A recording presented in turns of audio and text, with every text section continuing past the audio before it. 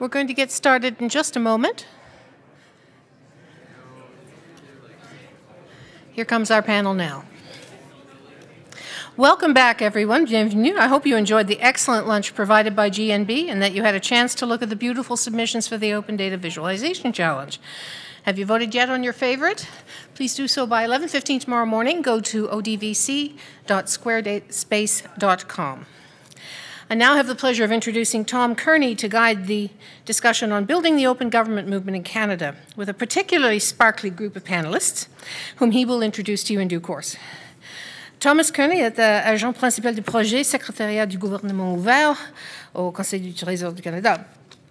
Tom est un professeur lauréat, vide de connaissances et un fonctionnaire qui facilite la transmission d'histoire et la navigation de contextes changeants. In 2009, Tom helped Government of Canada departments be more open in their dealings between each with the GCpedia Enterprise Wiki. That experience convinced him that open really is better, and today he works to improve Canada's plans on open government. Tom will introduce his panelists for the first hour of this session. Please welcome Tom Kearney.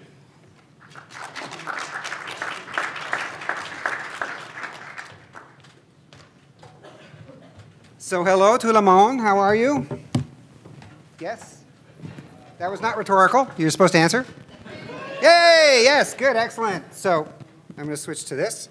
Our panelists here, I'm giving them each a mic. And where am I going to sit? I'm going to sit right beside you. You don't need a mic. You need a mic. There we go. Fantastic. So my name's Tom, and this panel is about building an open government movement.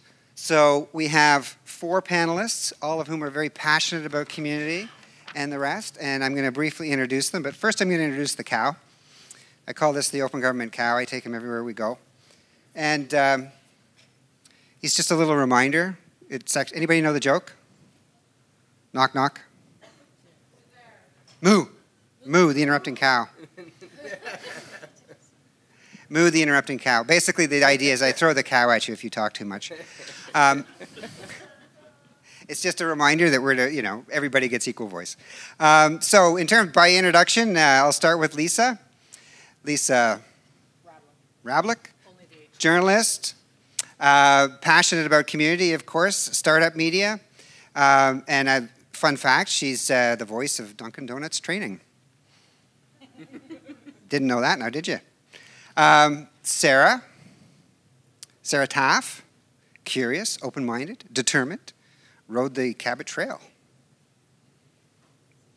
And Sandy McKinnon. So I asked these folks, tell me 3 words about you, because I didn't want to go into the whole bio thing. Sandy, you know the Lego Death Star? 3,804 pieces, apparently. She's counted them all twice. She's built the thing twice. Straight through, 18 hours. Yeah. That's the only interesting thing I could come up with. Oh, you had another one. You're also a Pokemon champion. I am. Old school Pokemon with the cards, though, right? Mm-hmm. And then we have Richard Pietro, who's open government fanboy and fantastic civil society guy. Fun fact about him, in 2014, he actually rode his motorcycle across Canada twice, like they're out and back, in support of open government, if you can believe it. And he doesn't get paid to do that. I'm a waiter. So thank you all for coming. We have, the whole idea of this panel was that, okay, so open government, digital government, making government better, is a community thing. I think we've heard that in some of the keynotes. It's a cultural thing. So the idea of the panel was to sort of talk about this idea of an open government movement and whether we really needed one. So I guess to start, I wanted to just go to people and find my questions. How did you get into government renewal, open government renewal? And I'll start over here with Richard. Well, for me, like I said, I'm just a citizen. I've never been a public servant in my life. And in 2010, I was laid off from my job at Harley Canada. And me and some friends decided that the parliamentary website in Canada lacked quite a bit in terms of engagement. It was an information platform, not an engagement platform. I said, you know what? We'll re-envision what parl.gc.ca should look like. We didn't even know the terms open gov and open data existed. We just were on a mission. We didn't know any public servants. We didn't know any politicians. And I can't code worth a lick. There was about 10 of us, and some were coders, and they were in charge of that. But because I couldn't code, I was charged with getting into touch with the government. And since I didn't have anywhere to start, I started where I was taught to start, which was calling 1-800-O-Canada. And here I am on a Tuesday afternoon, speaking to some guy on the other phone who's expecting questions like, how do I renew my passport? And here I am asking him, like, who's in charge of the back-end programming of parle.gc.ca? Yeah, no, it wasn't. So after a month of going back and forth and going nowhere, we decided to build the site ourselves and just sort of throw caution to the wind because we were afraid that the site might change and all that we would have created would have gone to waste. We said, you know what, government's not helping us, we'll just be disruptive and just do it ourselves.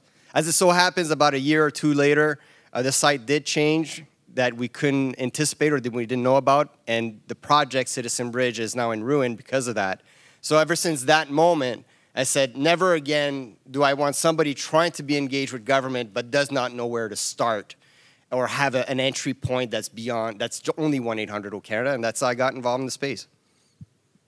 1-800-O-Canada. So let's go to Lisa. So my background is I'm a journalist, and I got into this because I got tired of writing the same stories over and over again. I got tired of interviewing the same politicians, getting the same background information from civil servants, and every year at the same time writing the same story about healthcare, poverty, education. And at the same time, I was also struggling with the way journalism was covering these stories and that it was incomplete and lacked the nuance that is required to get citizens to better understand how we are going to solve these problems. Because I am a big believer in people and I have great faith in the crowd. And I think we need to communicate better with them. Thank you very much. And we'll move on to Sarah. Awesome. So I don't have a technical background at all. I studied at UNB at Renaissance College. Has anyone here heard of Renaissance College before? Okay. There's actually a lot of people. Awesome. So for those of you who don't know, it's the Faculty of Leadership Studies at UNB. And from that, I was involved with the Pondish Pandey Center, where I learned about social innovation. And then from there, I graduated and had the opportunity to work with hotspot parking to understand, I guess initially wanting to go in to see, like, could the company become a B Corp and taking more of the social innovation angle on it. And then was exposed to this thing called data and technology, and have since kind of taken a shift and cultivated more of a passion of exploring how data and technology can be leveraged to do good for our world. And I think that there's a huge opportunity within government to make that happen. So since my time at Hotspot, I've since joined T4G, which is an IT consulting company. And in that capacity, I work as a public sector analyst, so business development specifically for the public sector. And I guess my passion was beyond the walls of just my work at T4G, and Aaron Flood, who presented this morning, and I co-founded Open Data Atlantic, which is an open data book club in New Brunswick that focuses on educating people about open data, kind of growing this community of civic tech, which is supported by the work that Sandy's doing, sorry. So I have a huge passion for tech, I think, from the human side of it, of the impact that can be felt from the receiving end of how services change or how products are created through technology and data. Yeah, I guess that's why I'm here. Fantastic, thank you. So I'm next. Yes, you're next. So I spent 15 years in the IT sector, and 10 of those 15 years I worked for a software firm who developed analytics optimization software for clients all over the world. So I knew just enough about data and the value of data to be dangerous. And after 10 years at that particular company, I moved back to work in community. So with GFSI, we take a bird's eye view of our nonprofit community and try to figure out how we can help many. And I was on a road trip to St. John to attend a conference with an executive director of long-term housing for women. And I was asking her about data sharing and how much information she shares with the short-term housing people and whatever. And she says, we do not share information, data, anything at all. She said, I wish we could, because we had a very long conversation about how you address an issue that you really cannot see. So that's 2 years ago, and 2 years later, there is a movement to do some collaborating with our nonprofit sector here in the city, but you know, lack of resources in education is a real problem. In October of last year, we had a Partnering for Impact conference, an open space forum. We had 45 nonprofits in the room, and when we broke up into our little side sessions, the data sharing session had over 20 people in it, so we had the most interest.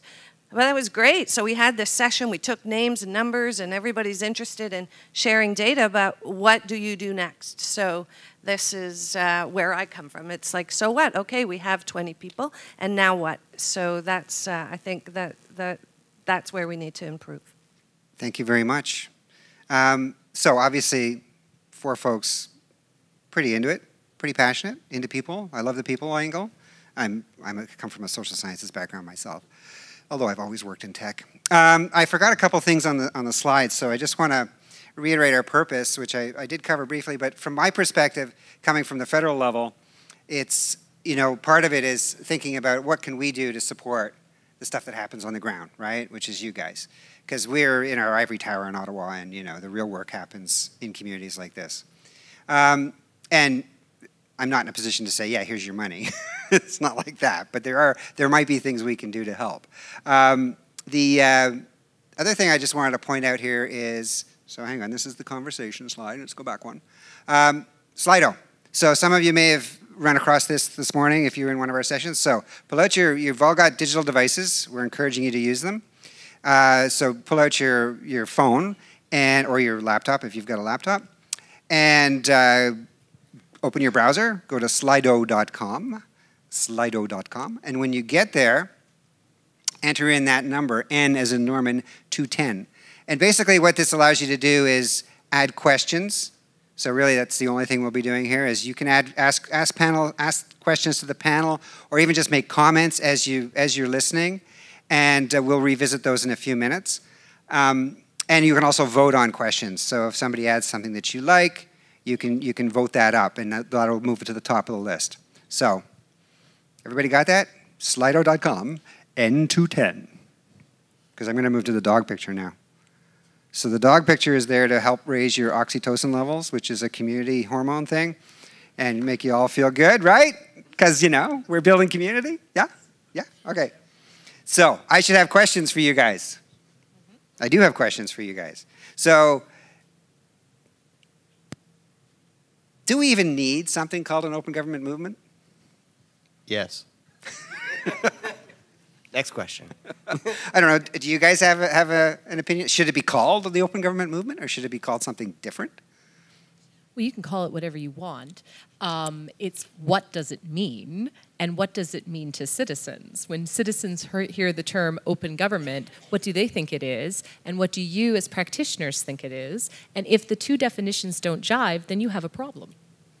All right, Miss Journalist. What do you think it means?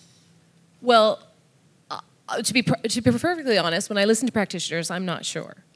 Because I think it's different for all of you. I think it's different when entrepreneurs talk about it than the way that civil servants talk about it. There are differences in the way, because each of you are coming at it from a self-interested point of view, and so are defining it with you at the center of the answer. And my interest is in defining it with citizens at the center of that answer. So I believe that for citizens, open government means that they can access information how, when, and where they want.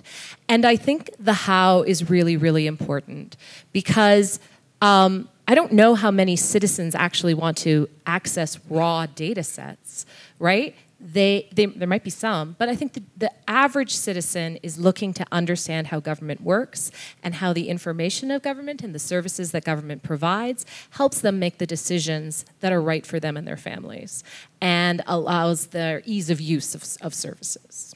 Super, very well said. Thank you. I think there's two statistics that I came across recently doing a bit of research. One was from the Pew Center in the States, and it was less than 3 in 10 Americans voted to say that, yes, they have confidence in their government. And in our last federal election in Canada, there was shy of 70% of Canadians who actually came out and voted. And I think those two statistics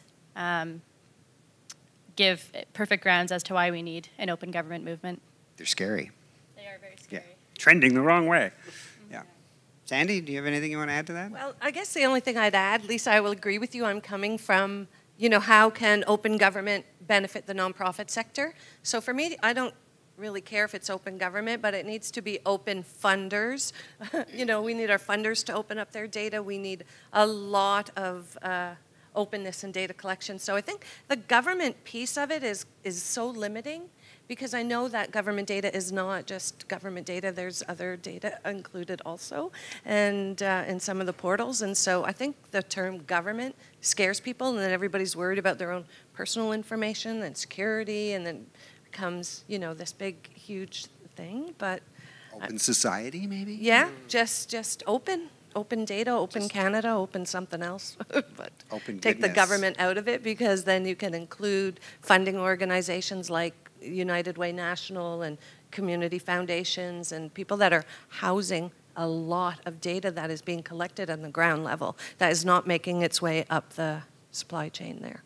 Okay, thank you. Richard, did you have anything you wanted to add to that? Oh, absolutely. And it's funny because I have a very different perspective from what you guys have presented. Although I agree with everything you guys said, but there's something that's forgotten, is that we belong to this bubble of we are in the conversation. 90% of Canadians have no idea what's going on here today, and much less care about what's going on here today. When I was doing the Open Government Tour, my motorcycle was a big touring bike, and on it said the Open Government Tour 2014. It said Open Gov on one of the saddlebags, Open Data on the other saddlebag. And I'd stop off at Tim Hortons and at gas stations, and people would come up and say, "What's that?" And I had like thousands of these like 30-second to 1-minute conversations. And I'd explain Open Gov is about bringing accountability and engagement and transparency to government. And the number one reaction that I got from people all the time was this: "Yeah, I hate those politicians." Right? And then and going back to a little bit to what you were saying, it's like, no, it's not just about the politicians. In our community, when we talk about it, we make reference to the small G government, right? The services that you get, all those agencies that are part that you don't necessarily acknowledge. It's kind of like they're furniture. You know they're there, but you don't really acknowledge them. And to me, open government is really about repairing that trust between government and the public by working together, right? Because right now people, they want information about government, but I would almost add the fact that they want to keep tabs on the government. I shared this analogy with Tom earlier when we were flying in, that I think the relationship between government and the public is like a marriage that's dysfunctional, right? So when the husband or the wife wants to go out with the girls or the boys on Friday night, if you're in an untrust relationship that has no trust, you'll want to keep tabs on that person. Who are you going with? What are you doing? When are you coming back? Give me pictures. And you're always texting them and staying on top of their case, right? Which is what the request for information and data and budget information is all about. But if you trust your spouse, and they say, I'm going to go out with the boys tonight, or I'm going to go out with the girls tonight, you'll be like, all right, have fun, see you in the morning. To me, that's what open government means, like the end game of it all. Perhaps trust, but having that relationship that is currently non-existent. I love working with Tom, right? I love working with the TBS team. But most people that are not in this room will think public servants are useless pension waiters and cost a lot of money. That hurts. Can we get the Slido questions up, please? Thanks, Richard. Appreciate it. Okay, so we're just going to get the Slido. Your questions, your participation is really critical here. And so we've got a few. And I can see them here, too, even. That's good. If they stop moving. Whoa! How do we get our own cow? Can we order them through the open government? Okay, well, I think I now know my side business. How does the panel view the role of universities with open data and open government? So, what's the role? What's the role of? Well, we call it academia in our wonderfully jargon. So, what is the role of colleges and universities in in this thing called open government? It's actually very convenient. I just wrote a research paper about the effectiveness of open data without paired education. So I've done a little bit of statistical analysis.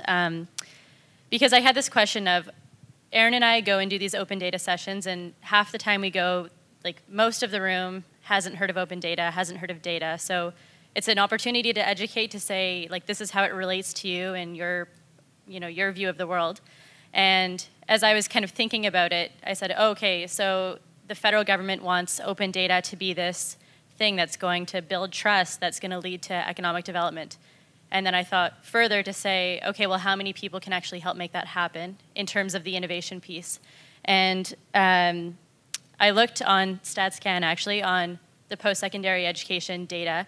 And between 2010 and 2015, I guess a yearly average between those 5 years, there was less than 60,000 students graduating from computer science, information science type programs.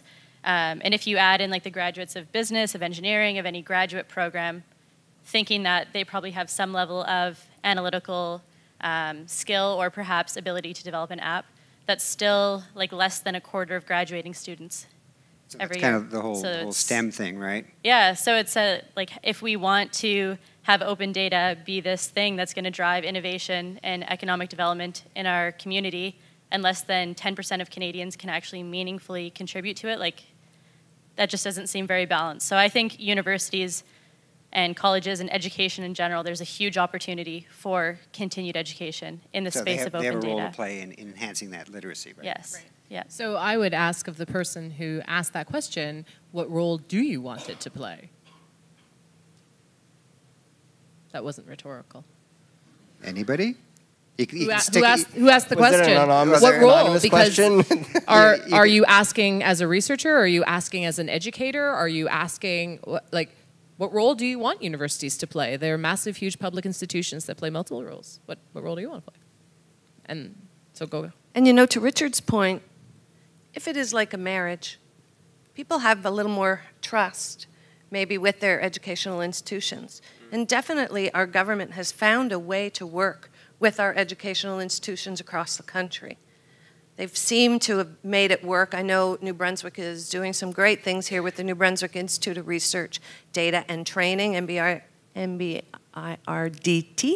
and for anonymizing data. And although our nonprofit sector is not included yet into that system, but they play a real credibility role. I actually have the gentleman who's ahead of that organization at the university coming to the United Way Executive Directors meeting tomorrow to talk about the work that he's doing. And so I think the reason why I asked him is proof to me that the feel of credibility for the work that they're doing here at UNB. And just to reiterate that government has found great ways to work with educational institutions. We have not found a way to work with our community partners, and we can't not do it because it's difficult, because it is going to be more difficult than those other partnerships that are being made. I'd like to add to that, because it's a good point that a lot of the community organizers that say that I would belong to don't understand how to work with government, so they use the traditional tools. They either picket or they get really angry, right? So you're absolutely right. Government needs to learn how to work with the community, but one of the messages that I have, whether it's through the Toronto Open Data Book Club or Open Toronto, is I try to teach community members how to work with government. There's a process. Be patient. Learn with it. Encourage them. Reward them. Use some basic psychological principles. If you start attacking the government, they're going to put they're going to pull back a little bit. So I agree with you, but it also goes both ways. The community does have a responsibility in the conversation to be amicable. We have a question from the audience, live. How exciting.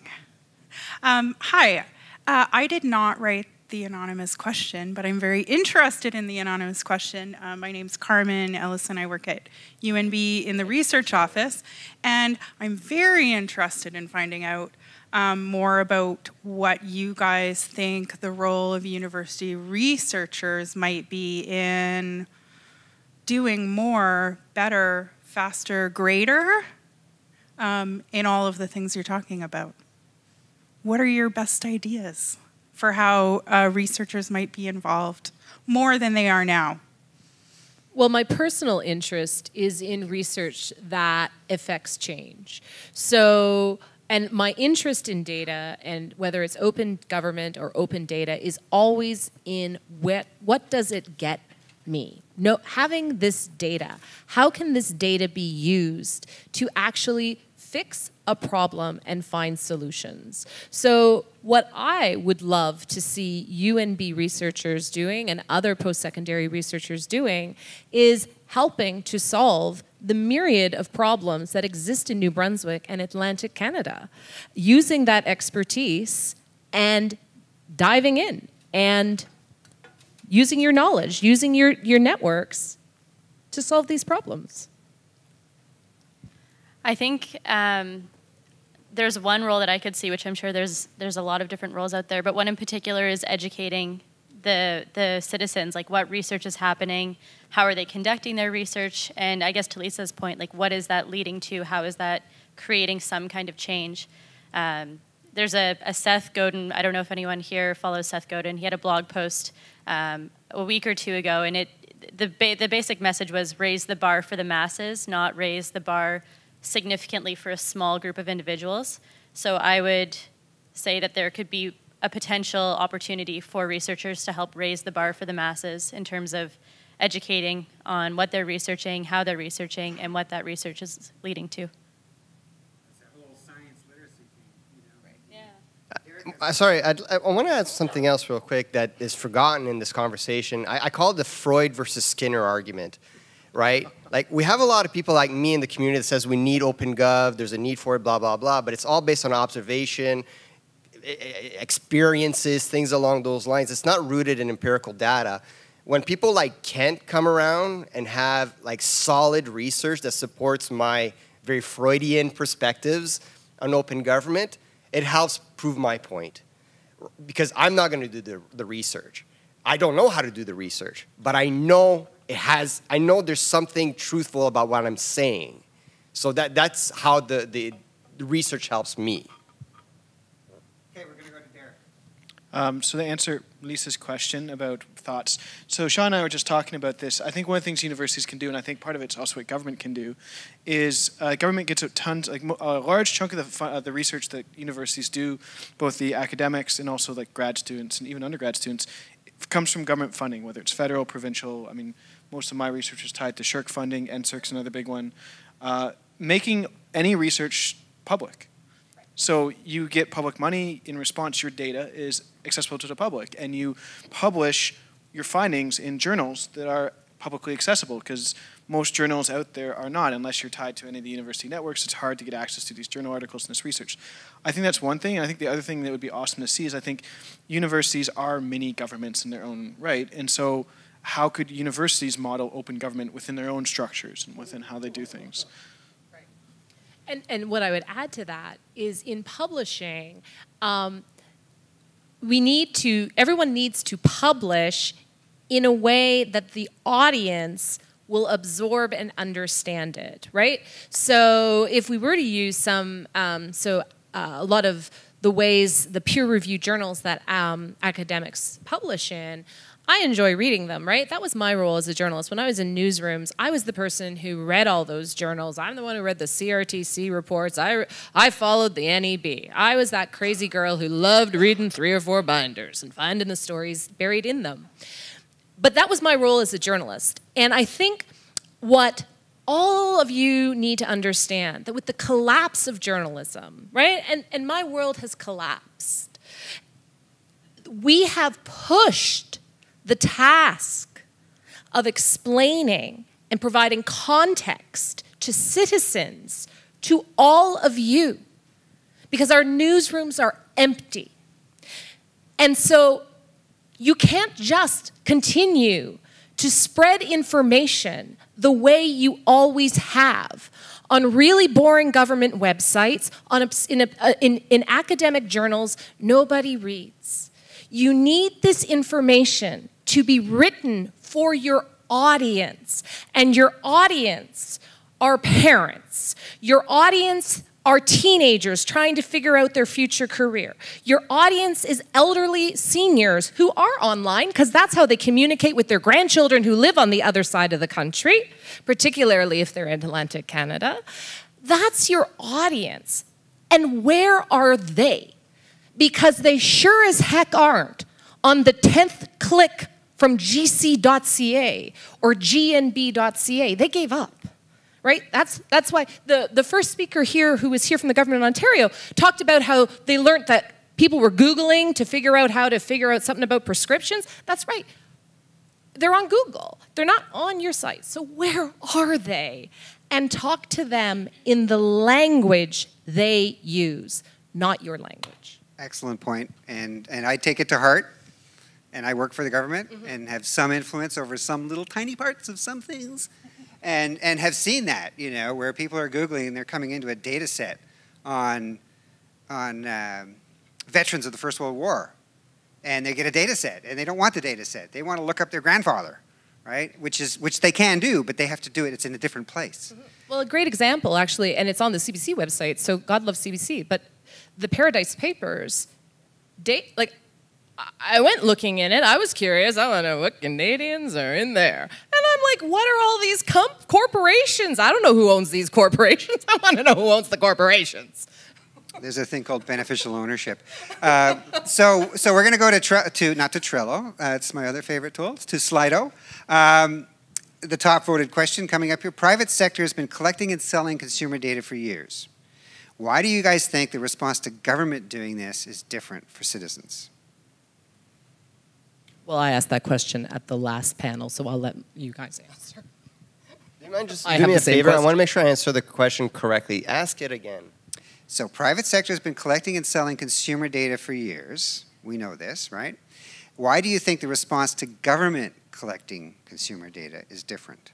I added those words there. But. So collecting versus selling. So there are two different, I don't think we're comparing apples to apples there.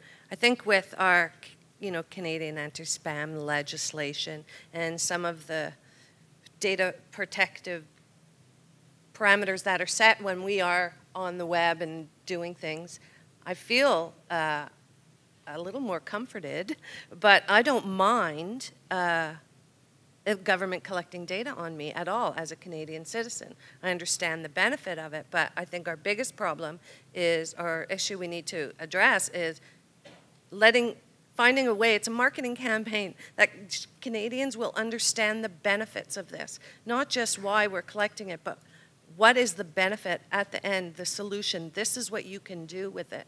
So that person who's looking for their father on Paradise Papers, no, I don't think they're looking for their. Hopefully, they know their father's. That was two different comments, but whatever. It's just to understand. Yeah, he might be lucky there. You if you find him. Yeah, he might be there, but. Anyway, I lost my train of thought, but I was trying to say is educating people on the benefit, easy dashboards, this is what you can do. This is where you can find out stuff like hotspot. People are going, I don't mind sharing my data. I love that my parking is automatically renewed. I want to know when my snowblower is coming so I don't have to. Well, that is part of open data. And so I think that when people tie in the benefit and they can relate it to their lives personally, then you're going to have, right now all they're thinking of is you're going to steal their banking information, right? We're going to report them to CRA in our case, right? Yeah, well, that's possible. But anyway, that's just my general thought. Private sector selling my information, we all know when our email's been sold. We know when the phone starts ringing that our phone number's been given out. I can anyway, pretty much trace it back to what interaction made that happen. But that's, to me, different than the government collecting my spatial data, where I'm cruising around, what I'm spending on, or whatever. I don't mind any of that. The bottom line is the law of this country says that government must ask my permission, and the private sector merely needs to beg my forgiveness. And something to keep in mind, the majority of the data sets that are out there, and I'd love to actually, we have Sean here who might be able, and Derek to answer this question, but I would almost say maybe 10% of the open data sets have anything to do with privacy, or have to do with individuals. They mostly have to do with like geese migration or something along those lines. So it's not the same thing, and at the same time, that our tax dollars pay for that data. That's sort of the big sort of argument. I pay for your for your job and your existence. The thing when the police pulls you over, I'm paying for your salary. This time around, it's trying to make sure that those private, my concern is more about the private sector bamboozling the government into saying, give us money, government, we're going to do this work for you, we're going to collect data, but the data's ours on behalf of the government. It's like the TerraNet. I don't know if you, there's got to be a TerraNet equivalent here in New Brunswick where a non-government body owns all the land parcel data and you have to get licensed to it. The private, okay, in Ontario, it's not that. They have like a 50-year license that started a few years ago. And to get access to that data, you need to pay for it. Kind of like like postal code data. I can't believe that's still not released as open data sets. But Bernie, the provincial government still owns it, but are these data sets that will be on the SNB website? Data portal? Okay. All right, we have another question. All right. Sorry, actually a comment maybe just following up on the previous question, because I think it was based on an assumption that Canadians were okay with the private sector collecting all kinds of information about them and more concerned when the government does so. And I guess I would just challenge that with show me some evidence, because we've actually been finding the opposite. And we've been doing work with Canadians in the lab. When we've done design work, for example, even with seniors who we thought would be sort of the most sensitive around some of these questions, we actually found that not only did they have more confidence in the government in what we did with their data relative to other people who may be collecting information about them, they actually already assumed we were doing all kinds of things with their data that we weren't, and we know we're not allowed to based on current legislative frameworks. But they assumed we were already sharing that and doing those things. At least some of them did. And so I guess maybe to transfer this into some form of a question, picking up on the themes, it does suggest that there may be a need, and maybe you can comment on this, in terms of, and you were talking about this, Richard, like what kinds of actual evidence and data should we be collecting to know how to operationalize this?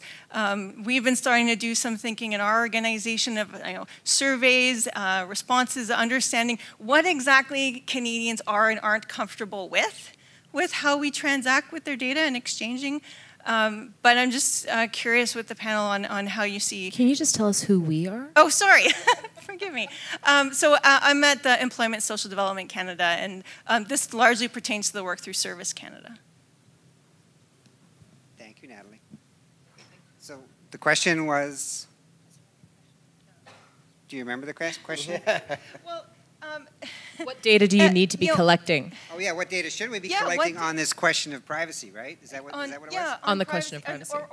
What evidence bases should we be building in order to make us better at open government open data, since that's the theme? If we're going to be more open, what evidence do we need to build to tell us where the opportunities are and what we can and shouldn't do?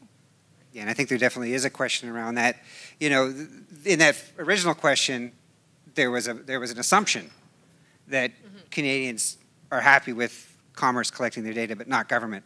And I think certainly in my world, being inside the government, that assumption is pervasive, right? We don't ask Canadians for personal information because, oh my gosh, right? They don't want us to. And what do we do with it? It's sensitive. Anyway, did you want to ask something? No, okay. But if you have a response, you are more than welcome to answer that question. I'll jump in 2 seconds. Yeah. I think to the point that Richard was making, that a lot of the data that is published is, geese migration, harmless, ecological, not necessarily harmless, but, not people-related stuff. And I think one of the reasons for that is that there's a real level of hesitation on the parts of departments to publish any data set that has even the remotest connection to people's personal lives or everyday lives. And so that goes back to the question that Natalie was saying, is that it's hard to figure out how to break through that hesitation, how to say, okay, this level of postal code data, aggregated by postal code is okay, aggregated by household address isn't. Maybe it is if there's no other identifying information. And the people deciding that are lawyers within departments. And in a lot of cases, people say that, those might be, not to downplay lawyers, but they might be the most conservative sort of policy speaking to ask about what data should be released or not. And so I think it's an open question. How do you find the room to maneuver to publish data that's closely related to people's lives, which makes it relevant to people, while avoiding all the sort of privacy pitfalls that people are concerned about there? Yeah, you know, every time I hear these conversations, I think about rock and roll is going to kill my houseplants. And for those millennials who don't understand that, it was like back in the 50s and 60s, people were concerned that rock and roll music was really going to literally kill your houseplants. And I think that in 25 years, we're going to be looking back going, do you imagine remember when we were worried about data security? But I think that in New Brunswick, we have community-level data that's available that adds certain value. And then behind a firewall at the university, there's more personal data that is available for analysis that, of course, has even more value than the community-level value. Community-level data. So people seem to have more confidence at the university behind the firewall to go in and run their analysis and their. As far as I can see in the media lately, there has not been any pushback on this this setup, but again, community level data only adds so much value to our nonprofit sector. If they are working to run analysis in disease breakout or something, then that's great. They can see that spatially, this area, they should target their limited resources over here to be the most efficient. So that could work fine, perfectly, but do they know if they're, sharing the same client through many different nonprofit organizations? They'll never find that out unless they have an agreement in behind that firewall. And I remember that one of the nonprofits asked, well, what do we collect? And what kind of data do we collect and at what level? And the general response was start with what you need. Typically, we collect data for our next round of funding. So let's just start with that and expand on that. So, And I'd like to also, going back to what Natalie was saying, which was challenging the assumption that was made in the question, which was a good question. I don't want to bash on the anonymous questioner, but I would almost argue that a lot of the people that, once again, are not in this room have no idea how much data is being collected on them without them giving their consent. We talk a lot about data literacy in these types of conferences. Much like you, Lisa, I'm one of those people that reads the terms of use of the Facebooks, and that's why I'm no longer on Facebook, right? And people have no idea, like 10 years ago, maybe not 10 years ago, but 5 years ago, Facebook had the technology that if you were to take a selfie with someone and there was in the distance, fuzzy, like a pop can for Coca-Cola, it would be able to scan that image and realize, ooh, Richard likes Coca-Cola, so I'm going to send him Coca-Cola. That was 5 years ago, right? Imagine the level of technology that they have right now in collecting information about you just on Facebook, and I think most people don't realize what's being collected on them. However, when government meddles in, they hate it. It's just because the government is involved. So I think that's maybe why that dichotomy is present. Okay, we have another question from the audience. I wanted to step back to Sandy's question about land registry data in New Brunswick. I flippantly said no comment. We do make some data available already, but when it comes to land ownership, that's personal information, and it's going to be very difficult to make that information available. But there's already assessment data available online, and two different maps for the tax parcels and the land title parcels. But I wanted to get back to the discussion about government collecting data versus corporations collecting data. And what, are the citizens more concerned about the government doing it? But I think the issue is not whether the citizens are concerned about it, it's the government is concerned about making more data available. And I work for government, and maybe I shouldn't talk like that, but I think that's, the bigger roadblock is changing the attitude of people inside government that, it's not their little domain, the data that they've been managing for decades. It's, it's data that's been collected by the government paid for by tax dollars, and if there isn't a good reason for it to be private, it should be open data. You know, I agree with you, Bernie. I really think that the government is more worried about privacy and the data they're collecting than the general public. And I don't know, I always consider myself as being like an average citizen. The only interesting fact I could come up with was building Lego. Like, I think I'm an average person. And Pokemon, but I think I'm pretty average. But if I go and I shop online, I buy a pair of shoes. And they collect a whole bunch of data at everything where I tracked and where I went. For me personally, I don't care. I got myself a pair of wicked shoes. And really, people, it sounds superficial, but people understand the convenience when it comes to private sector collecting data. It's like, all right, so I can go to Costco now with my card and they have all my data. It's like for shopping, it's making life easier. So I think people almost expect the private sector to be doing it, but maybe just feel like they have a voice when government is doing it versus I'm not going to be calling Costco or Fly London to yell at them, right? So I'm wondering if that resonates with anyone. I don't think people get quite as thrilled about your taxes are now easier to pay than that nice pair of shoes. I might get that excited, but I mean, I think we were just talking about this. We were having all these side conversations here, but it's not. Yeah.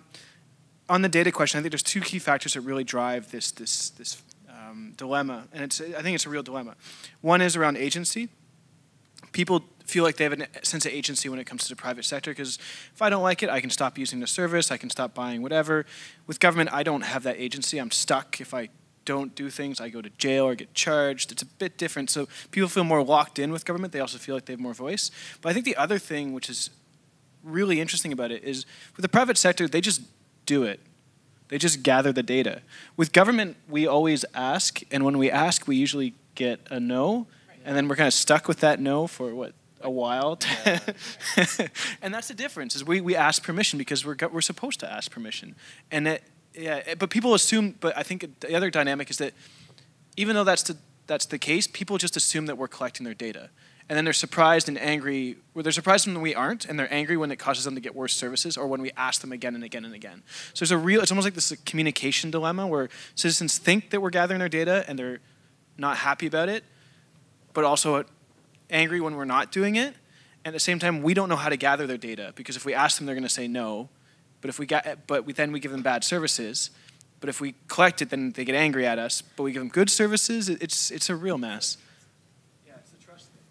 Right. So, and the trust thing, so I think a lot about trust, and I think a lot about how it is lost, and so when I hear that public servants are reluctant to release data, so on the one hand I'm like, oh, come on, but on the other hand I'm actually a bit empathetic, because of the job I used to have. Right? I was really, really good at making politicians, elected officials, and senior civil servants feel really bad. I was really good at ruining their days as a journalist, as an investigative journalist, and as a political columnist. And so I contributed to that adversarial nature of political coverage, to which I apologize. And so I am empathetic to the feeling of PTSD that civil servants and elected officials may feel at the thought of releasing more data that they don't completely understand what the heck is in there, right? So, because if any of you have ever been in a meeting planning a media release from government, it's usually a 3-month process and it's about 85 meetings. So I can understand that feeling, but at some point, so perhaps a bit of answer to you and what everybody else is saying is government is going to have to lead on the release of the information because you have it, you hold it. So what if you use it a bit like all these different labs? And one of the labs is actually on data and how you release the data, what data, how you can best enable data to be released to the public and how to provide the context for that data, how to bring the community into that explanation of the data, so that the idea of releasing it becomes more normalized for those that hold it. Thank you. So we got one other, oh, Sarah, you want to? Yeah, sorry, just a quick point. I wonder that, I guess my headspace back to the statistics of 3 in 10 Americans have trust in their government, less than 70% of Canadians voted. If governments aren't trying to be more open, then what's going to happen? Like, will there be a day that government, like there's no trust from citizens? Like, is that what's going to happen? That's where we're going. So if that is the case, is it not more fearful to be in that situation than it is to be ideating, testing, and changing? Like, everything changes. You have to kind of keep up with the times. So I would say you could not open the data and you could become less relevant, obsolete, or you can slowly take steps with citizens, with community partners. And I think that there's a huge, there's so much potential there. Thank you. So Tracy has a response? Yeah, so in government, there's responsible use. That's not quite there yet, but hopefully it will be on its way so that some anonymized data might get researched with people who have a kind of deemed employee status type of agreement where they can do that research in a responsible way with responsible research questions and having made agreements that they're not going to share personal information around. So that's one way that we could share personal information. Not caring about data being collected by you by the private sector is social regression. Your name is not Muhammad. You're not black. You're not Aboriginal, right? So we cannot be irresponsible about this. We saying that, oh, I have nothing to worry about, that's great with my great whiteness, you know, middle-aged woman whiteness. Nobody bothers me. Everybody trusts me for some reason. I wouldn't, but they do, right? So, for now, exactly. But all these other people, but all these other bodies and all these other colors and all these other names and all these other language groups, they don't get a pass with their color and their race and their last names. And so getting on lists that they can't get off, getting on lists that get resold and repurposed and sends them to torture camps in Syria, we've done that. That's not just government data, that's also private sector data and surveillance data.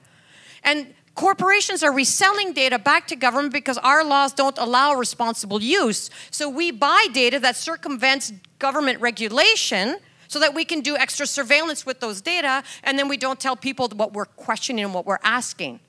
So there's an ethical problem with that. So the question is, yes, we should be concerned about privacy. Yes, we should be concerned about what the private sector is collecting about us. Yes, we should have regulation that regulates that, which we don't.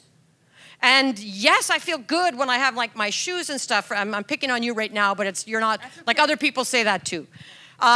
But at the end of the day, I also need to be worried about my fellow Canadians who don't have an opt-out clause. And I think that that's something that we need to be responsible for.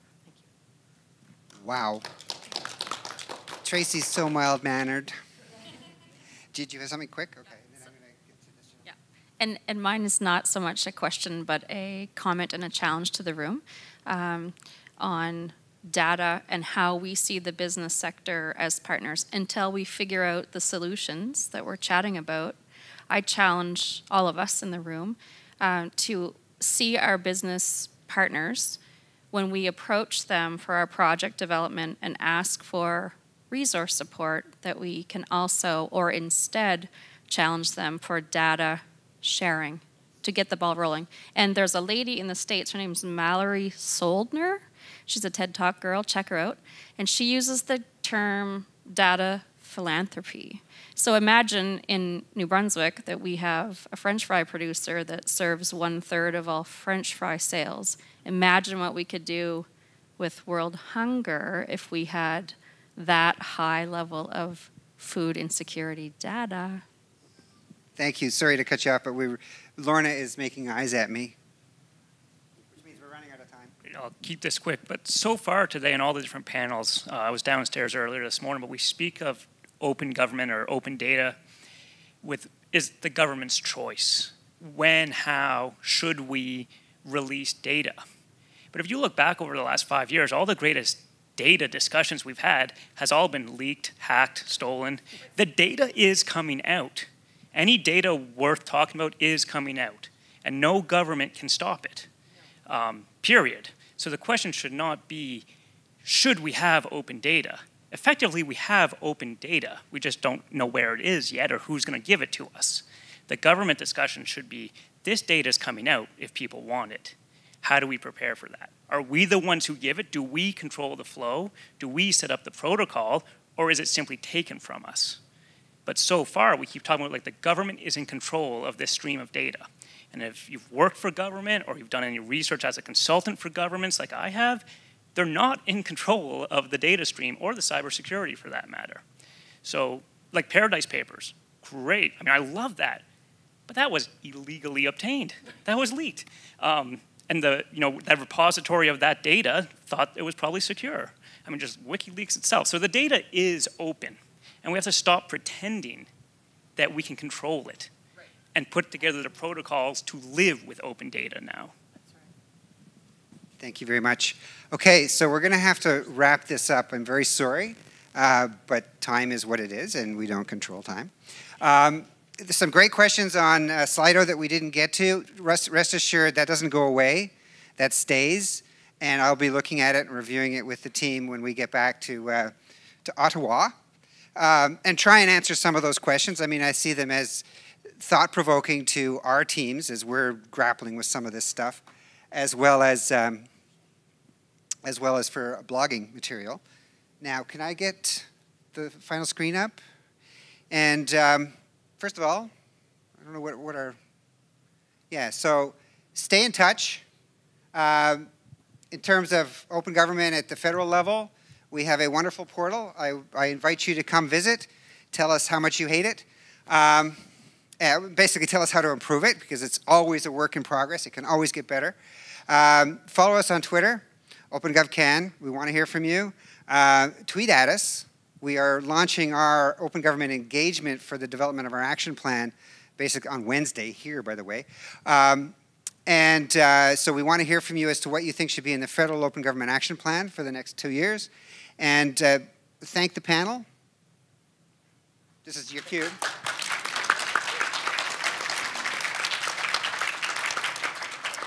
And then we have one last special thing. So if you haven't guessed, Richard is creative. And he has written a fable, an open government fable, that he would like. The world's first open government fable. Take it away, Richard. All right. There's a bit of a performance here. It's the first time I've actually given a performance for this, and the rendition as well. So please bear with me. Behold, a turtle representing both the speed and temperament of the bureaucracy is stuck on the barren lands of old government. A land that was once full of optimism and opportunity, but now rests only as a monument to red tape, micromanagement, and stagnation. In the distance, the turtle sees hope. The fertile lands of open government, brimming with creativity and potential, waits patiently to have its treasures released to the world. There's just one problem.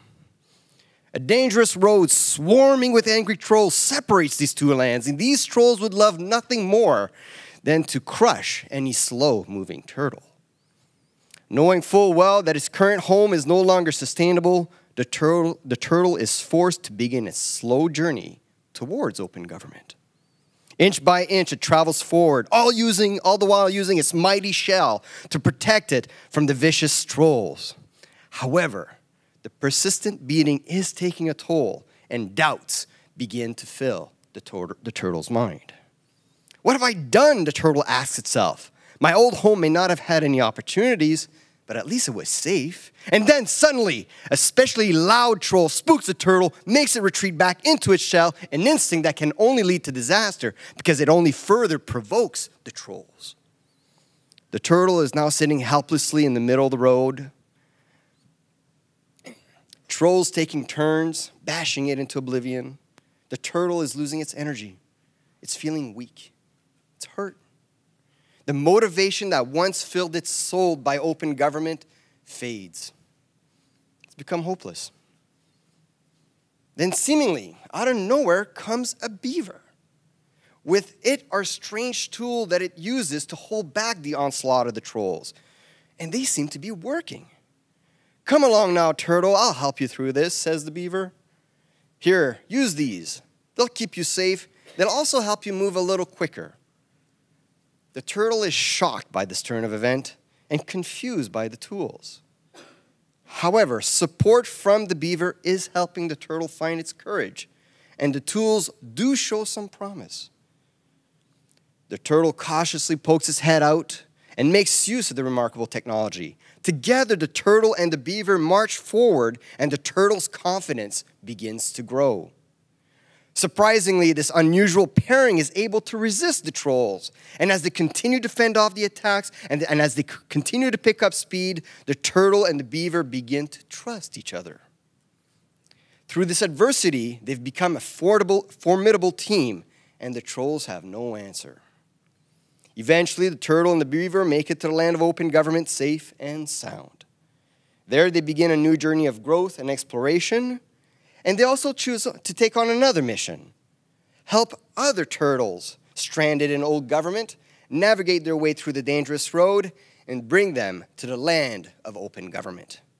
The end.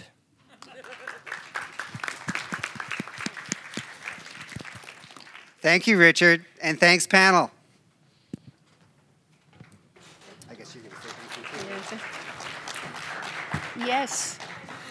Thank you, Lisa, Sandy, Sarah, Tom, and Richard, as always, for bringing something very extra special to Govmaker. I told you they were sparkly, but you are too. This was a session to remember. It's also, the Fable's a great segue to the second portion of our session, Govmaker's famous lightning talks, in which citizens, entrepreneurs, academics, and civil servants bring their voices to the table on topics on which they're passionate. For those of you who have attended previous Govmakers, you're familiar with the format. It means that the presenters will speak in quick succession. They each have 5 minutes to introduce themselves and their idea or use case. To save time, I won't step in between, so please introduce yourselves, lightning speakers. And because they can each give us only a flavor of their topic, we ask all lightning speakers to meet at the coffee station or near the snacks during the break. We call it Speaker's Corner, so that you can seek them out for another conversation or at least make a connection for later. Les présentations éclairs seront faites dans l'ordre indiqué dans le programme. Je demande aux présentateurs de bien vouloir passer à la cabine technique avant de se rendre sur l'estrade. Presenters will be presented in the order in your printed program, and I'd ask the lightning speakers to go to the tech booth before making their way to the stage. For those who are presenting, please watch for me. I will be holding up countdown signs for you so you don't go over your time, so everyone can have a fair chance. Thank you. We're going to start with Taylor Gray.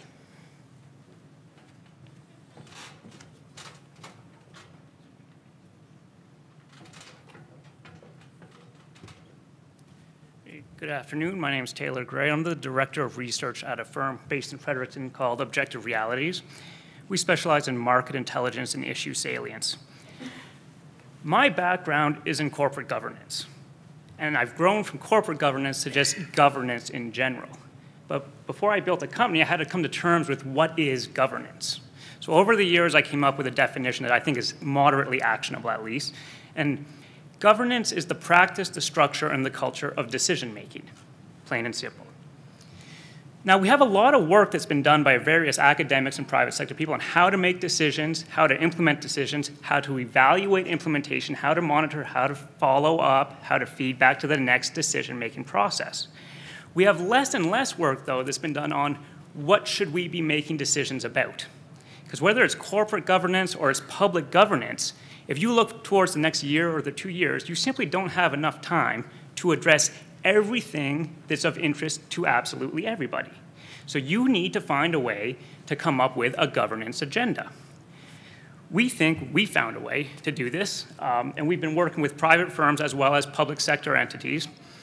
And it all starts from one acknowledgement that tomorrow is shaped by today's interests, fears, aspirations, and opportunities.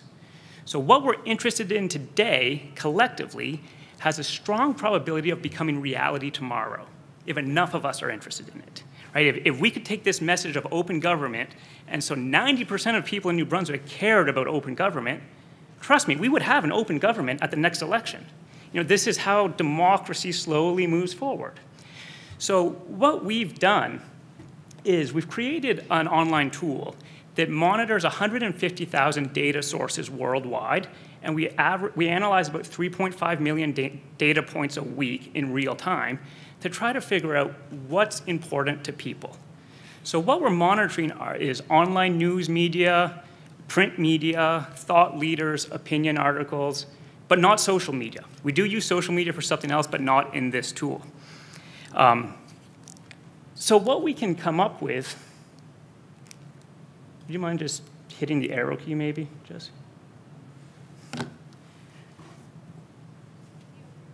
Great, thanks. So this graph on your left, far left, is a salience graph. So we took all that data over the last month or so, organized as 17 material topics. So these were topics that were of interest to society broadly over this period of time. All of those topics are made up of a grouping of keywords and themes. So in that graph, there's 17 themes, 110 different keywords that we're tracking. The salience score is how much are people talking about these issues? What's the interest? What's the sentiment? What's the volatility in the sentiment in real time? And then we graph it all. So a lot of people will come to me and say, you know what, we need to act on climate change. We need a climate change policy because it's so hot right now. And I say, great. You know what the hottest theme is right now? Would you mind just hovering over the top line? Innovation.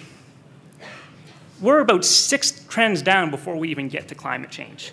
Housing, nutrition, those are more salient than climate change. Now, I'm not saying climate change isn't important, because I care about the environment. I might be considered a special interest group in climate change. But to broad global society, that's not a key issue right now. These other issues are higher. And this salience we can track in real time for any geography. We can go from global, national, provincial, municipal. We can take that same salience, we can also visualize the data just as a salience growth rate. Well, how much is the interest in these themes changing day by day? So if we look at this next graph, it would look like interest in pollution and corporate governance are 2 of the fastest growing themes. But now that's on an average daily base over the course of the last week. If you could hit the arrow key one more time, please. We can also look at share of voice. So you can look at that diagram and you can see, well, what's being spoken about, what's resonating the most with society. Then for the last table, you can combine that with sentiment. Now, all we do is negative and positive. We don't do a graded scale because I have not yet seen any artificial intelligence that understands sarcasm. So if someone says, well, that's great, that comes out as positive in sentiment, but that was not a positive remark. So we just keep it positive and negative. But when you combine that with volatility, you can create risk and opportunities. So we can look at water. Water is a negative sentiment. People are worried about water with very low volatility. That means over the last period of time, it's been consistently negative. That's a risk factor. So if you're going to address water, make sure if you touch it, you fix it. It is not something to dabble in. Now, what if we took something, a positive, innovation is a positive sentiment, with very low volatility. That's an opportunity. So that means have fun with it. It's low-hanging fruit, go for it. So this is our big data approach to governance agenda.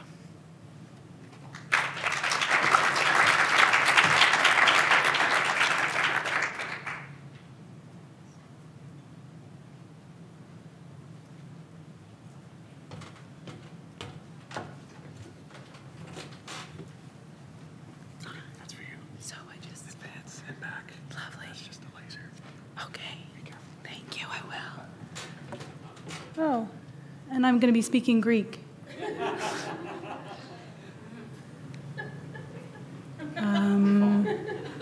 Is there a problem with my font? Okay. Hi, everybody. I'm Donna Gates.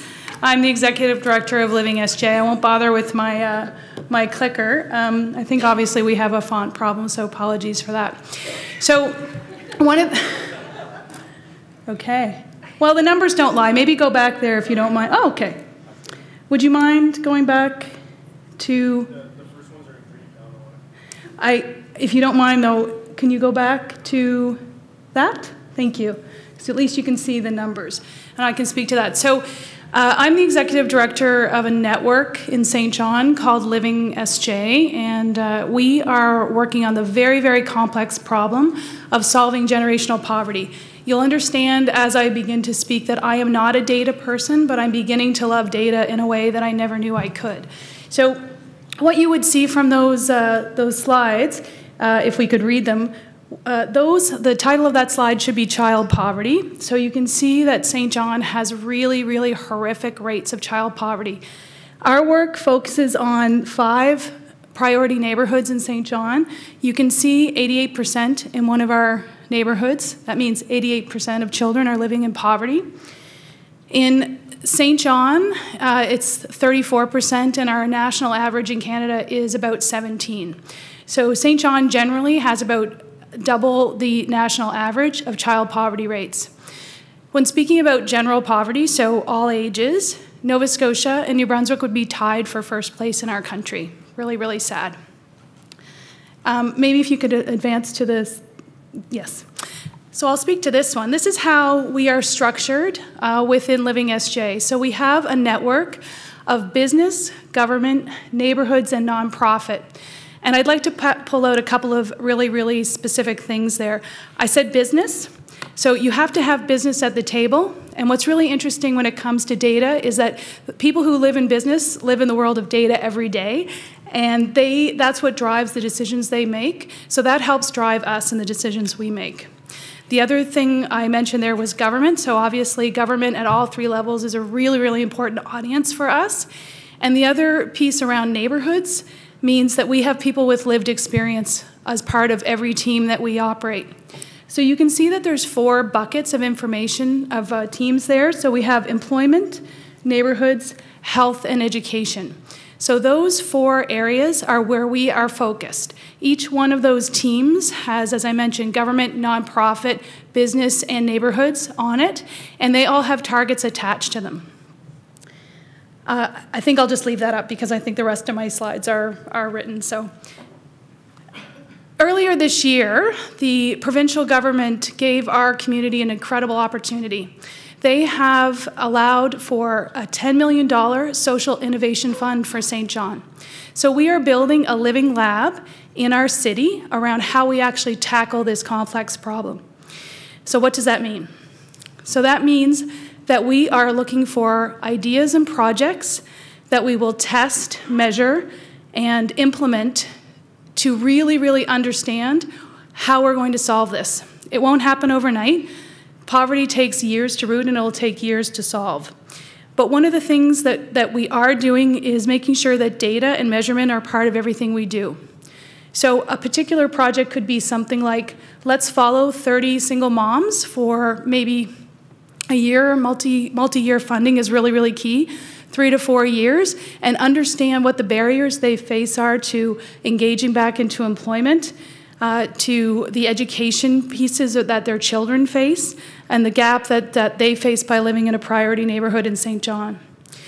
So the fund is really a structure where we have pieces around understanding what multi-year funding could look like, and also understanding what measurement and scalability looks like. I would also say this is not about the shiny new penny. This has to be about what we're doing well in St. John and what we can scale up, because whatever we are able to find and really have success wrapped around in St. John will benefit all of New Brunswick. Sorry about my slides.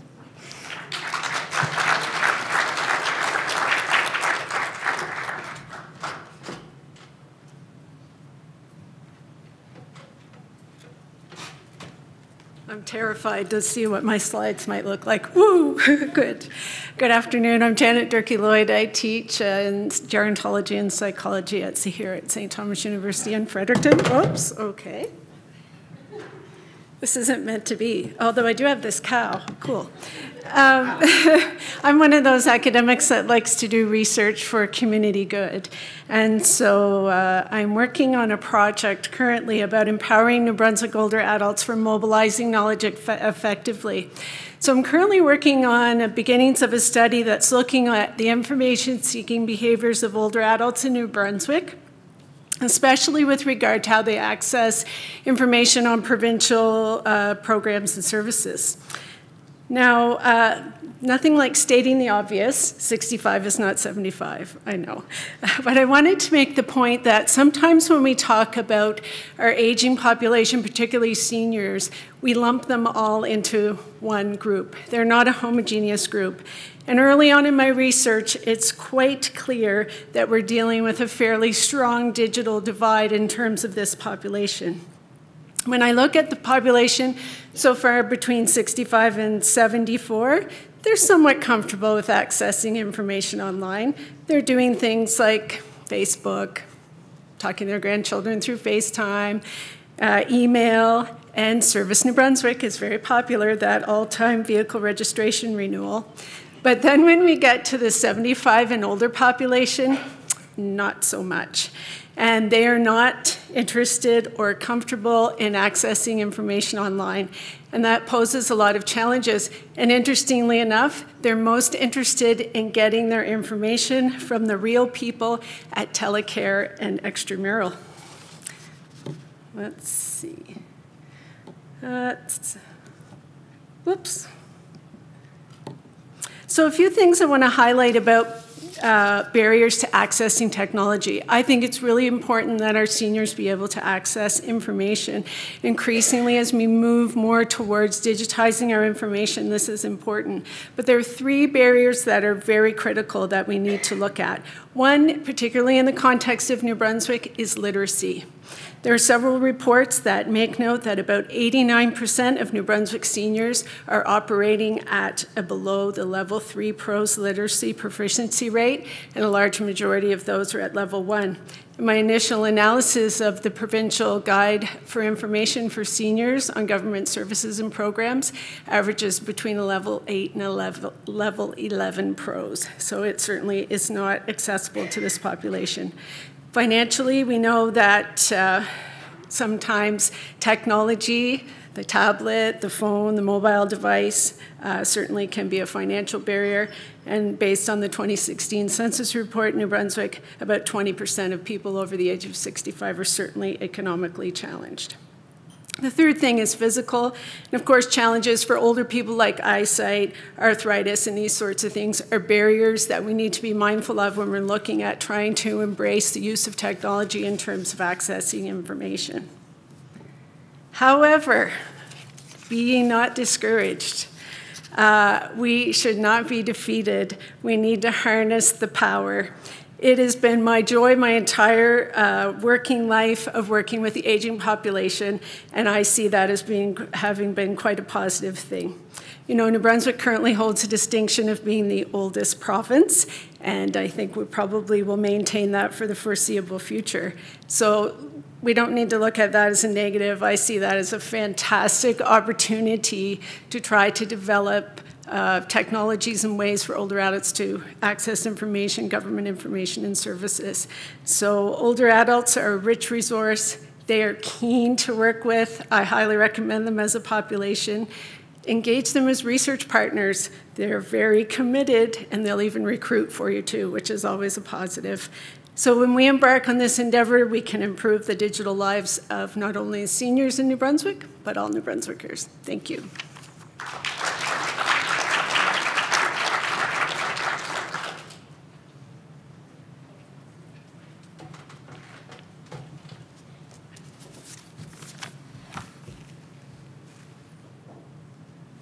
Good afternoon. My name is Randy Hatfield. I'm with the Human Development Council, the Social Planning Council in St. John. I'd encourage and invite you to visit our website, sjdc.ca. Tomorrow we're going to be releasing the Provincial Child Poverty Report Card in conjunction with Campaign 2000. By the end of the year, we're going to be releasing a living wage for the City of St. John, and on Wednesday we're hosting a service providers fairs for those who work in the homelessness sector in St. John. But I'm here to talk about 211. And I'm going to pretend, yes. 211 lives at the confluence of human need and social response. From St. John, I could have put up a slide of the reversing falls where freshwater meets saltwater, but I thought this was a little more colorful. A confluence, it's a junction, it's a merger, it's where human need meets social response. And I think if we unpack those words, it's kind of an old way of saying information referral. And we did community information and referral starting in 1983 at the Human Development Council. We had print directories, we had human services directories that branded us, we had directories for seniors and for youth at risk. But when I first arrived at the Human Development Council over a decade ago, we sent off our community information specialist to Toronto, the center of the universe, for a conference. And she came back and she said, "You should see what they're doing in Toronto. It's 211. That slide is 12 years old. So what is 211? It is an award-winning helpline. It's a way of connecting people to services. It stands on a database, a comprehensive database of community information and services and agencies and programs, with a telephony, with a telephone piece, a call center where trained information referral specialists help people navigate through their issues and through the questions that they may have. We started at the Human Development Council to create the New Brunswick Community Database, where we have over 3,000 records now in both official languages that we have taxonomized according to national standards, and we've worked towards actually moving it towards 211 standards. 211 began in Atlanta, in Georgia in 1997. It emigrated north to Canada in 2001. The CRTC set aside those three numbers for community-based information. Toronto went 211 in 2001, and since then, across the country, there has been an explosion in the availability of those three digits on the telephone for people who were seeking information and advice and being navigated through some complex issues. What we were able to do, even just with our own database, is have an enormous explosive growth in the number of record views. In 2016, there are over 4 million. This is an incredibly popular database. If you Google search the number of community-based organizations in New Brunswick, you'd be taken to our website and you'd be talking about some of these statistics. In Fredericton, for instance, we manage a database for the city of Fredericton, and you may think, well, who asks questions in Fredericton and what are they? But this is important. This is an opinion poll. This is access to information that are burning questions for people in Fredericton when they go online and seek services. They went to the credit counseling, to social development, to the after-hours health clinic, to the community health center, the YMCA, to Grace House, and to shelters. Now, Social 2.1 is a social barometer, and they have glitzy slides and they have glossy promotions to talk about their product and what they do. They identify gaps and overlaps and oversaturation. When you have that many calls, when you record callers, you're able to do some incredible analytics. Our own Google Analytics on our tepid product showed a glance in time a year ago in a presentation for the Economic and Social Inclusion Corporation, 7 people that were online at the time. They were accessing the St. John Food Bank, New Brunswick Foster Families, Public Safety, Service Canada, and Early Education. And look what they can do now. Full-blown 211 centers can do some incredible geomapping. They are able to look at databases and analytics and produce some incredible services. In 2015, we in New Brunswick were at the same place as the province of Saskatchewan. We were building a database. We were going to move towards fully functioning 211. Every table that I sit at says people need to be connected to services. People want to know what's going on. They want to know how they can navigate. This is Saskatchewan now, full-blown. Totally integrated, a comprehensive database. They are online, and they are going to have a telephone piece answered in British Columbia. And where are we in New Brunswick? We're still waiting. In fact, it's almost enough to start a new hashtag thank God for Nunavut, except Nunavut's got 211, and they're racing ahead of us here in New Brunswick. We are building 211 in New Brunswick. It's slow. It's relentless incrementalism. It's a product that will benefit the residents of this province, and it's one that I hope we can count on your support to move toward. This was 12 years old, as I said. And since then, looking back with the perfection of hindsight, instead of the elite accommodation of trying to engage senior politicians or senior public servants, we probably should have spent more of our time working at the grassroots, engaging a number of supporters. We do have the support of the Medical Society. There are a number of community-based organizations, Greater Fredericton Social Innovation. There are a number of people here I think are aware of our product, but we are not giving up. We're going to keep going at it. We hope we can count on your support as we start to create the Friends of 211 and move New Brunswick to where it needs to be. So to answer the question, do we need 211? Yes. Thank you.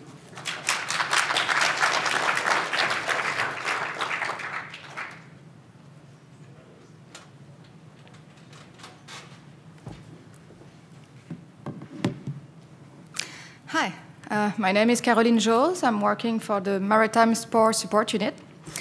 I'm also adjunct professor for the University of Sherbrooke in the Department of Emergency and Family Medicine.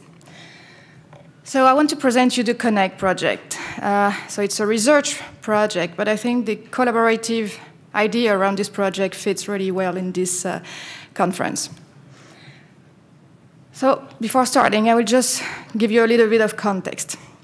Because I have several roles, but one of my roles is really to identify gaps in healthcare systems and in health research. And I arrived in New Brunswick 3 years ago, and maybe 6 months later, my son had a diagnostic of autism. And then I had a discussion with different parents, and one in particular, last year in Fredericton, really changed my way of thinking autism services in New Brunswick, because I thought they were really good. Well, they are for kids. When they reach 21, we have almost nothing.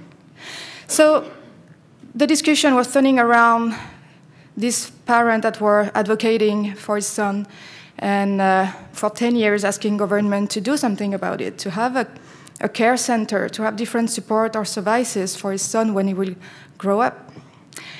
And at what point I said, well, maybe I can help you through research because I have access to administrative data, because I can do a survey, I can have evidence-based data to give to government so that it will just help your cause. And then he said, well, government is slow, but research is even worse. Fair enough. That's true. Research is a slow process. So how I thought it was, okay, I need to do something different. I need to do a non-traditional research project to make it work and to have a very fast pace of data gathering so I can give really timely data to the whole ASD community, all the stakeholders. So I started this Connect project alone, and you will see that now it's just growing and growing and growing because everybody understands the needs of this project. Okay.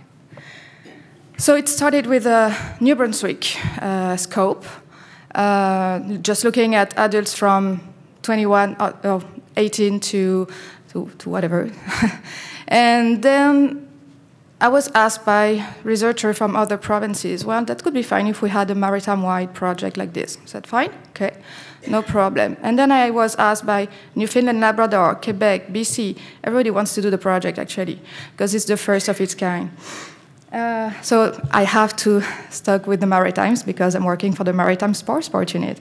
But at one point, the project can just continue to grow with someone else. So it really started in March of this year, so 6 months ago or so. And I was trying to have some people from the research community. I had made connection with the AWK, for example, in Halifax. There were one more researcher in UNB, one in UDM, and they were not really working on adult autism, but anyway, they were working on autism. So I said, maybe we can try to build something, build capacity in this area of research. And they were agreed that there were a lack in this area. And then I was asking service providers, because as researchers, we know a lot of things, but not all. And service providers are knowing a lot of things on the service they give that we researchers just don't know. And then I asked decision makers to be around the table because I think it was important to make sure that the data would be really transferable and usable. And to make sure that the data were of good quality, we needed the population, we needed the ASD community. So I engaged different persons, families, parents, caregivers, and of course autistic adults. And then I asked one of those, do you want to be the co-lead of the project? She accepted. And 6 months later, we just had our summit on adult autism, the first, I think, in North America, with almost half of the speakers being autistic adults or parents or caregivers. And it was a great, great success. And now we have more and more autistic adults that want to do research with us and service providers and governments. I'm sorry. It said that my time is over. So, thank you.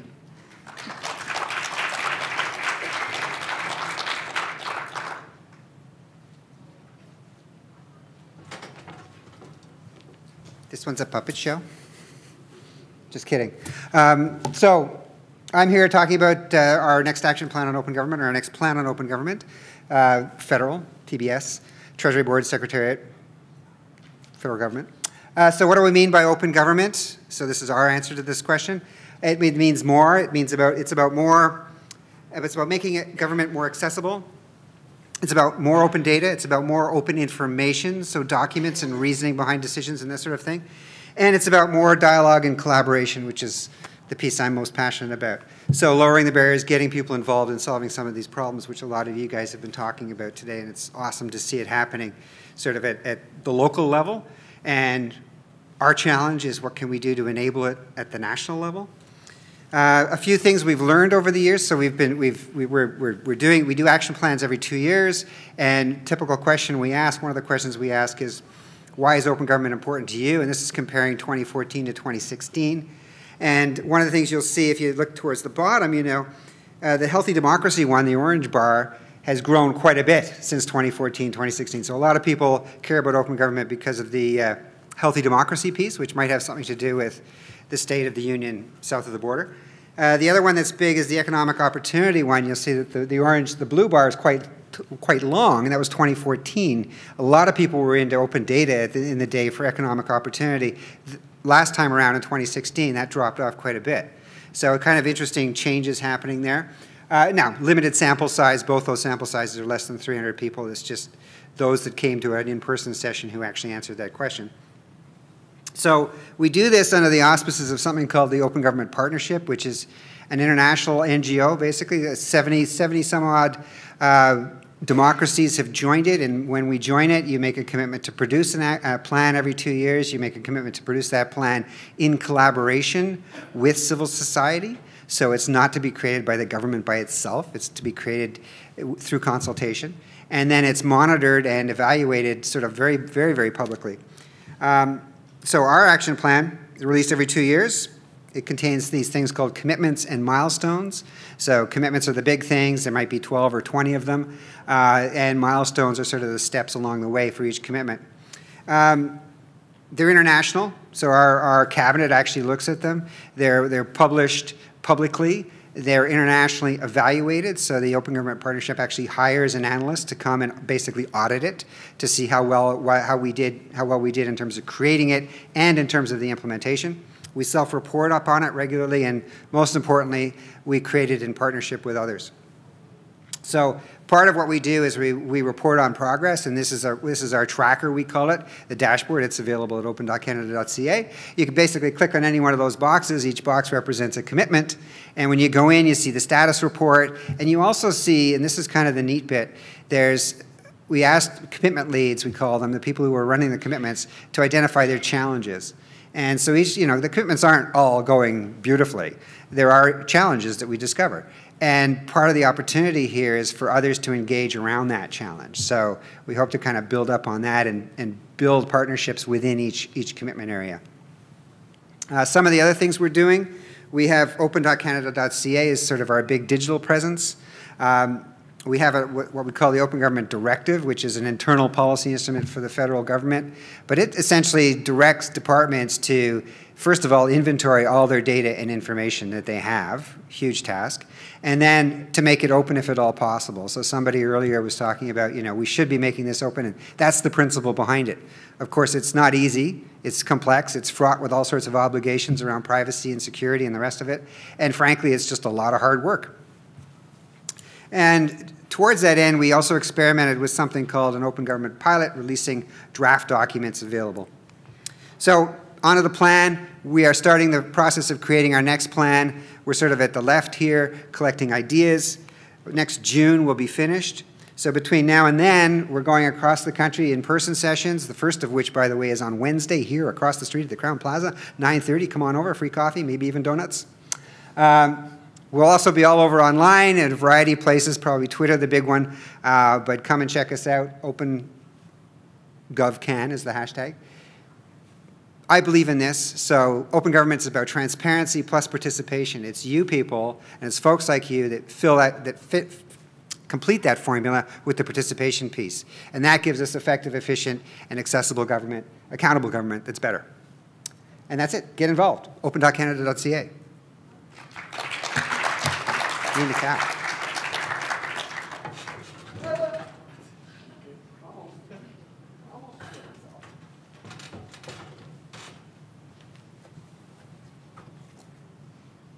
Okay, hi everyone. My name is Moses Iziamon. I'm a senior project advisor at TBS, and I work on open government. So I'm going to be talking to you about Canada's priorities for the Open Government Partnership. And just like Tom mentioned, Canada is a member of the Open Government Partnership. And this is a leading global multilateral initiative on open government. Now, the question is, what does OGP do? What is the purpose of OGP?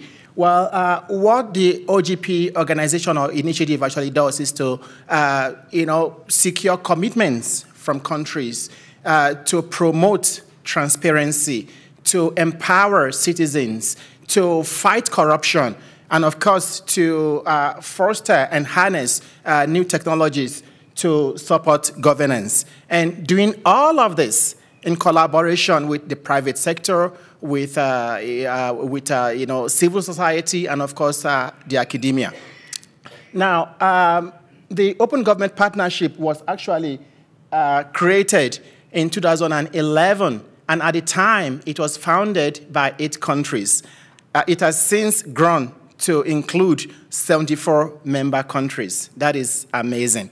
And Canada joined the Open Government Partnership in 2012, and our membership basically implies that we have to come up with a biennial action plan every 2 years, and we also have to report on the commitments that we make in the action plan.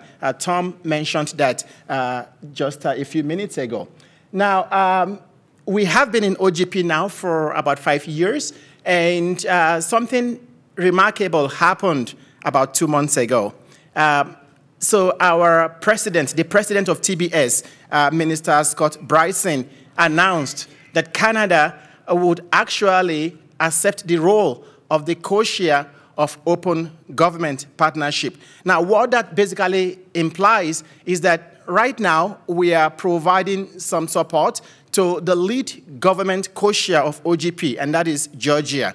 But come 2018-19, Canada is actually going to be the lead government co-chair of the Open Government Partnership. And the question then is, what is our priorities? What exactly do we want to bring to the table? What are our themes? What exactly are we going to contribute to influence the direction of this global open government movement? Well, there are 3 key priorities. The first one is inclusion. And what do we mean by inclusion? What exactly do we want to do with that? Well, all we're trying to do is to ensure that open government actually supports greater inclusion of traditionally marginalized and those that are underrepresented. And of course, we are also trying to ensure that open government basically empower girls and women. So we want to ensure that everybody is included in this movement. So inclusion, that is our very first key item or the agenda. And the next is participation. And what exactly do we hope to accomplish with that? So with participation, we basically want to ensure that civic participation, public engagement, all of this actually become the focal point of our public policy development. And with impact, what exactly do we want to do? So Canada will help countries to maximize the impact of their investment in open government. And that, of course, we will do by supporting research that would actually help to measure the social and economic impact of open government. So there you have it, inclusion, participation, and impact. Now the question is, what is your role? What can you do? What can you bring to the table? How can you support Canada's leadership in the open government partnership? There are three things you can do for us. The first is to actually tell us how Canada can actually advance open government in other countries. If you have ideas, we would like to know those ideas. Please feel free and communicate those with us. Number two, we would also like to hear about the innovative projects that you are working on right now. If you have projects that you're doing on open government that would necessitate some kind of partnership at the international level, let us know. And we will try to showcase your project. We will try to showcase your innovation at the global level. And the third thing you can do is to actually share your stories. So if you have benefited from open government work, let us know. If you have a story, if you're doing a research and you have seen the positive benefit of open government, we would like to know about that. So please do communicate with us, do let us know, send us your stories, share your stories with us, and we would actually be able to use that in our leadership role on the open government partnership. So there you go. Do you have something that you can do about this? And to keep the conversation going, I really would strongly encourage you to please send us an email. You have our email address there. And you could also engage on Twitter. That's our Twitter handle. And you can also visit open.canada.ca. Thank you.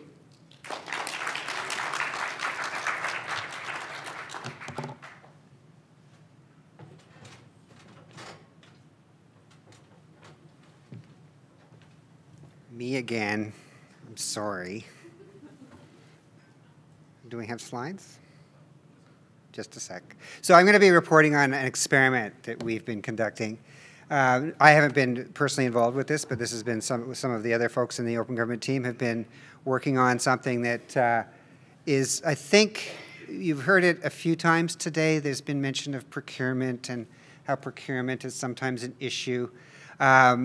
And this experiment is really an attempt to hack federal government procurement, which is, I don't have a lot of experience at the provincial and municipal levels, but I'm sure we've got to be worse than anybody. I mean, we just make up lots of rules. And if we don't have rules, we make up new rules.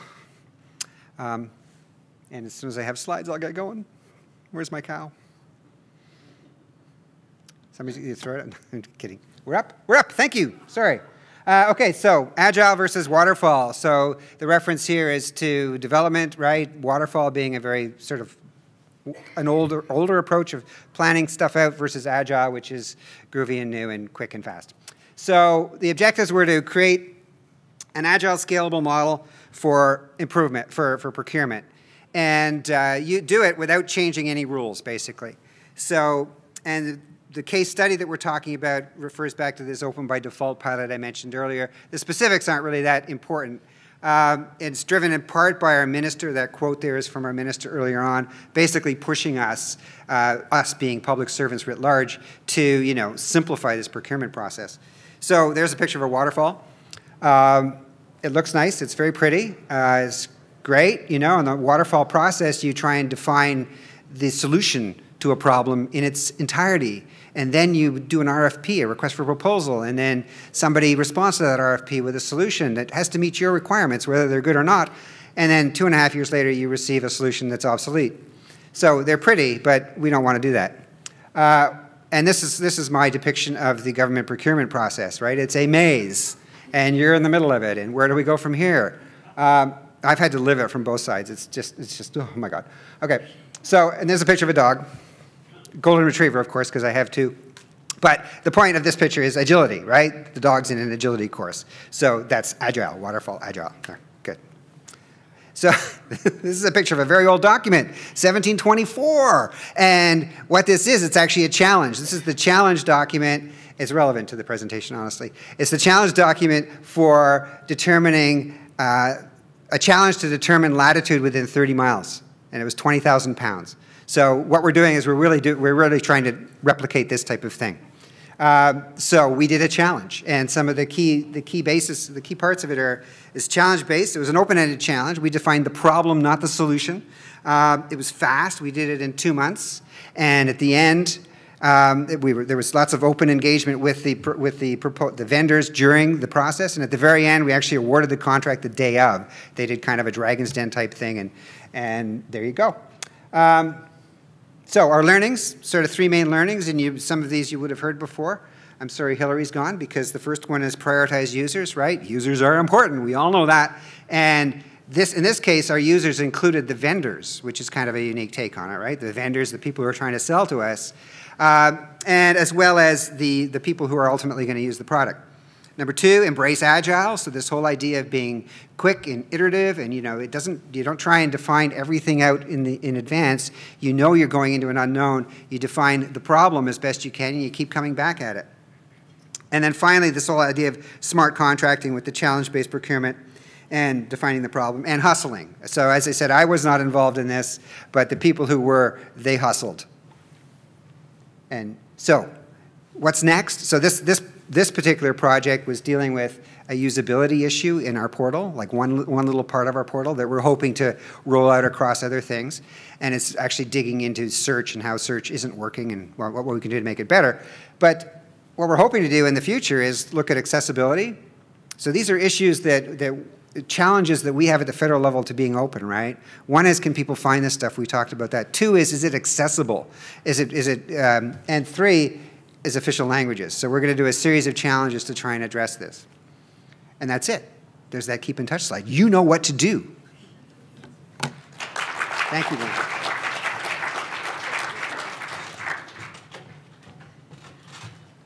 Well, that was actually the best behaved, most fair-minded group of lightning speakers we have ever had. I didn't have to execute a single flying body tackle and didn't have to throw the cow. In hindsight, you could each have had 1.25 more minutes, but you don't know that at the time. So thank you to all our wonderful lightning speakers. You've given us a wonderful mix of ideas to think and talk about over the break. A reminder that Speaker's Corner is out where the snacks are from now till 3:30, courtesy of our hosts, New Brunswick Social Policy Research Network. We'll see you back here in this room at 3:30 for our final keynote of the day, Dr. Tracy Loriot, who spoke so passionately from the back of the room during the panel, not to be missed. Okay, see you back at 3:30.